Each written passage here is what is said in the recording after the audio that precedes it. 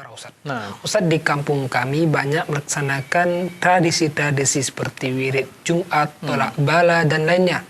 Kalau saya tidak mengikuti, sulit bermasyarakat di kampung saya. Saya tidak mengikutinya, tetapi hati saya merasa tidak nyaman. Bagaimana sikap saya, Ustaz? ya, nah.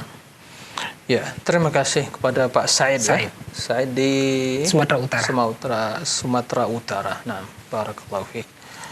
Ini diantara dilema yang dihadapi oleh banyak ya di kalangan kita, masyarakat kita yang dia mulai mengenal ya sunnah Nabi Sallallahu Alaihi Wasallam, ajaran beliau, yang ajaran beliau itu bertentangan dengan tradisi ya manusia, karena ajaran itu bukanlah tradisi tapi adalah wahyu dari Allah. Nah, maka datang Islam untuk meluruskan tradisi itu, bukan untuk ya mewarnai Islam, tidak.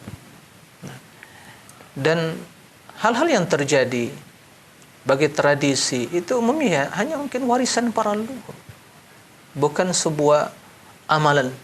Kendati di satu sisi itu ya ada sisi kesamaan ya, apalagi mungkin bacaan-bacaannya, tapi yang menjadi permasalahan tata cara dan kaifiyahnya itu tidak sesuai dengan tuntunan Nabi. Ini yang banyak terjadi.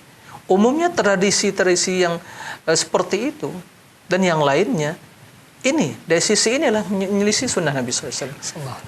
Dia baca Al-Quran, berdoa. Tolak bala itu kan daf'ul bala, itu bahasa Arabnya, kan begitu.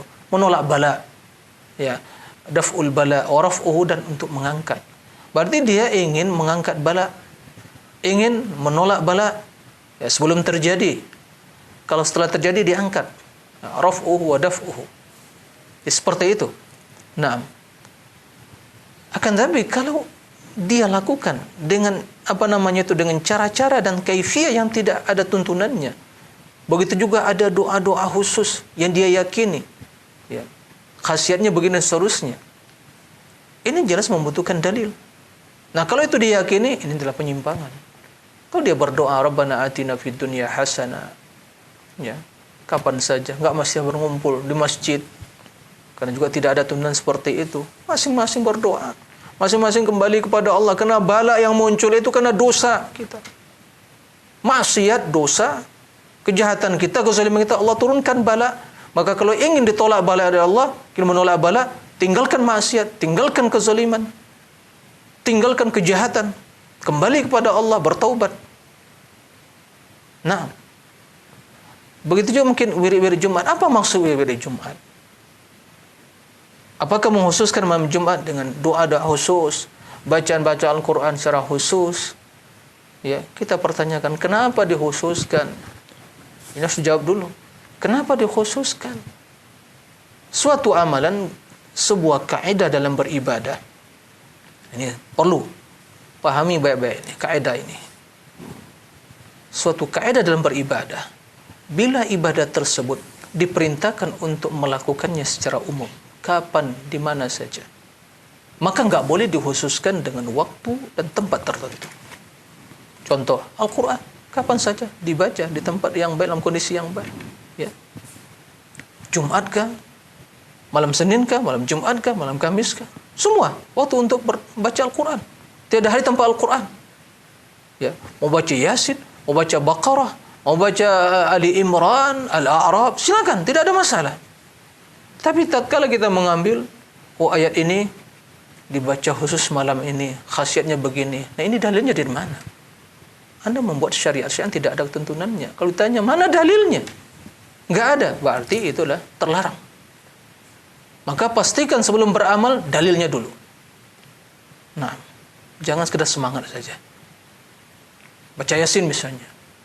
Yasin bagian surah Al-Quran. Al-Baqarah lebih mulia dari surah Yasin. Al-Ikhlas lebih mulia dari surah Yasin. Ya, seperti itu. Al-Fatihah lebih mulia dari surah Yasin. Tapi tidak ada perintah khusus malam Jumat. Idza ja'at lailatul jumu'ah faqra'u Yasin, enggak ada hadis seperti itu. Itu perkataan Muhammad Nur Ihsan itu, bukan hadis itu. Ya, enggak ada seperti itu. Ya. Dan itu pun enggak benar.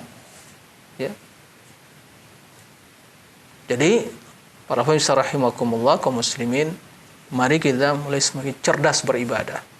Ya, untuk cerdas beribadah, bahwa beribadah pastikan ibadah kita agar tidak menjadi sia-sia di sisi Allah. Pastikan dalilnya benar. Nah, kemudian kaifiyahnya benar. Bukan sekedar hanya semangat ibadah, kemudian di satu sisi ada kesamaannya, namanya juga solat, namanya qiraah, tapi caranya dibuat-buat, diada-adakan, ini enggak benar. Kata para ulama, itulah yang termasuk dalam istilah bid'ah idhofiyah. Jadi ada tambahan. Dari satu sisi kaifiyahnya tidak sesuai, di sisi lain ada. Maka bila bercampur antara yang bid'ah dengan yang sunnah, itu yang sunnah menjadi bid'ah, bukan yang bid'ah menjadi sunnah.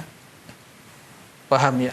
InsyaAllah. Nah, demikian wallahu a'lam. Masya Allah, jazakallah khairan. Atas penjelasannya. Demikian yang bertanya, semoga bisa dipahami.